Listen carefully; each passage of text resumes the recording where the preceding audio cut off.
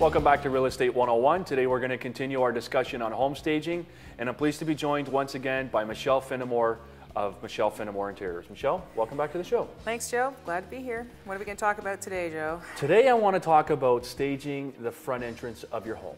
So what can I tell sellers to do before you arrive? The most important thing to do is for them to stop outside their house and take a look at the front door. Most people come in through the garage and they never ever see their front door, and they don't realize what it looks like to other people when they get there. And that's so important that they do this, and they'll be surprised by what they see there. Okay, and why does that make a difference? Well, the realtor, when he shows up to have a showing on the house, he's bringing that couple there, their children. They're standing there on the front porch and they're waiting for the realtor to get the key out of the box, and they're looking around at everything, and my goodness, the things that they see there. So tell me about some of those things they see. Well, the first thing they see when they pull up usually is there's a bunch of recycling bins in front, and we do want those put away in the garage. They also see basketball nets, they see tiny statues, which everyone can have when they're living there, but when you're selling, you really do want to put the little munchkins away and the butterflies and things like that. You want them to see what your front of your exterior of your house looks like, and you want to put those things away to not have distractions. The other thing they see might be newspapers in the laneway, there might be brooms leaning up against the house. Other than that, when they get on the front porch, most people don't sweep their front porch anymore. Used to be you swept it every day, but now people hardly ever sweep it because they go in through the garage door, they just don't see it. Right. So this way, if they come in and stand there for a few minutes, they can see all these things that other people see when they actually first come. And that's their first impression. You want to make it pretty impressive. You don't want to have it looking shabby, and you want it to be looking its best. Right, so to go a little bit more into what you just said, you know, first impressions are everything when you're selling your home.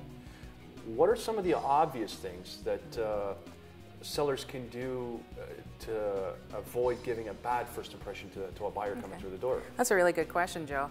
There's simple things you can do. The first thing is look at the lights. Make sure the light bulbs all work. In fact, look at all of the light bulbs in the front of your house. If you have the lights in the eaves, you want to be taking a look at those. The ones over the garage, people often forget those. You want to clean the windows in the garage door if you do have windows there. And you want to clean all your exterior windows. It does let 10% more light in. You want to check your lighting for the finish. Is it been out there maybe a few years too many and it's looking a little shabby? Do you want to paint it? Do you want to replace the lights? It's so inexpensive now to replace lights. It's $15 they start at, so it depends on your price point of your house. Right. You can exchange the lighting very quickly. I have people that will do that for you as well, so it's whatever you need, we make sure it happens for you. Other than that, paint the front door, paint the garage door. You can clean the stainless steel sill that's there on your door. You just use borax and water and it comes up just like brand new. You do not need to buy fancy cleaners, you just need a little bit of borax, and you'd be surprised how good that comes up. It looks brand new and people are shocked. It actually does look like a brand new entrance. It makes a big difference. Oh, absolutely. And these are things that they can do before I even get to the house and really make a big difference. So what else can they do to improve the front entrance of the home? One of the top things I get people to do is edge their driveway and edge the sidewalk. It absolutely makes it look like it's a brand new property. Even if you have a few weeds there in the lawn, that one thing that you do is prime. You can buy the edgers that are electric now, but you can still do it the old-fashioned way.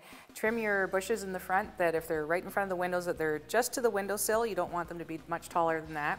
And definitely if you have overgrown trees and bushes, you do want to call in somebody professional to do that because that does take a little bit of extra special tools. Definitely worth doing. You want to open up the front face of your house and let it breathe and let people see the... Give it that curb appeal. That's right, exactly. People sometimes, they've lived there a long time, they don't notice how much their trees have grown up over top of the house. So if they take a picture of themselves of the front of their house, they can see it really quickly that, gee, I really need to do something here. Clean it up. And that's something you can do a lot yourself, have your family help you, but that's what I would do. The last thing would be to blacktop the laneway.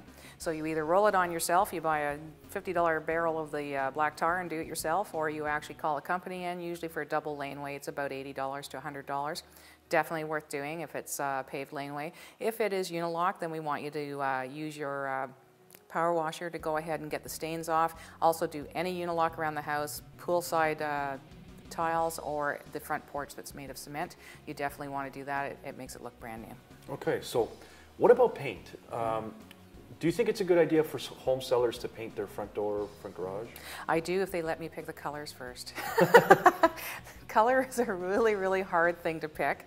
There's different undertones to it. More than one person has thought they bought beige, but they actually bought a pale pink. So this is why we really want to make sure that, especially with the outdoor light shining on it, you really see the undertones more, and you want to make sure of what colors you're getting. So that's why a professional stager comes in, picks it.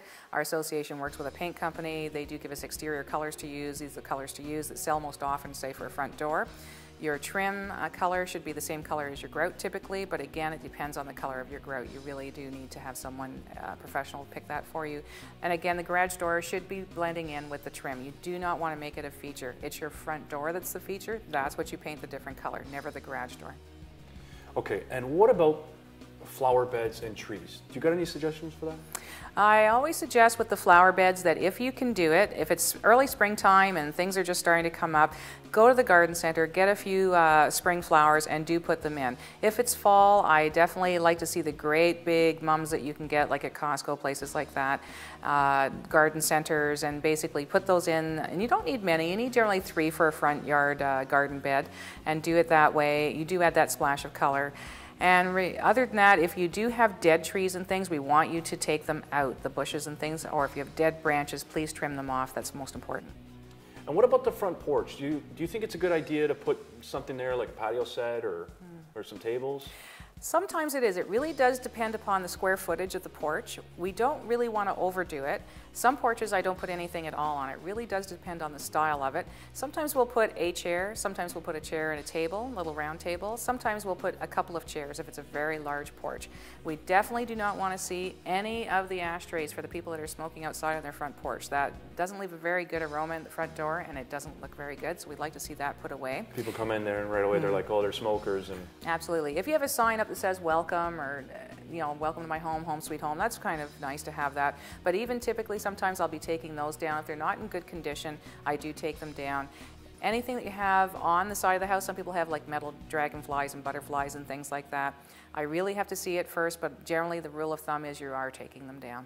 Okay, Michelle, you brought a lot of good information today. Any last tips for viewers and listeners? I do. If you have a neighbor that's next door and they have a skidoo trailer there, or a big, big pile of stuff that they haven't taken away for years, if you're getting a dumpster in, say to them, you know what, I have a little bit of extra room. If you want to put your stuff in there, you can. And generally they will, and it gets your next door neighbor's yard looking a little bit better too.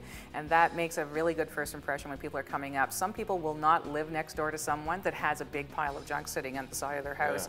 Yeah. So maybe they've done construction work, maybe they've done gardening work, and they have extra stuff laying around. Sometimes they're just looking for a way of getting rid of it, and sometimes it is you who actually throws it in the bin. But you know what? It is all money in your pocket if you do it. Okay, Michelle, thanks for coming on today's show. Thanks, Joe. If you're looking for a home stager, or you're a real estate agent and need a top home stager to stage your properties, contact Michelle Finnamore, the go-to girl of home staging. Thanks for watching. I'm your host, Joe Terceira, and we'll see you next time.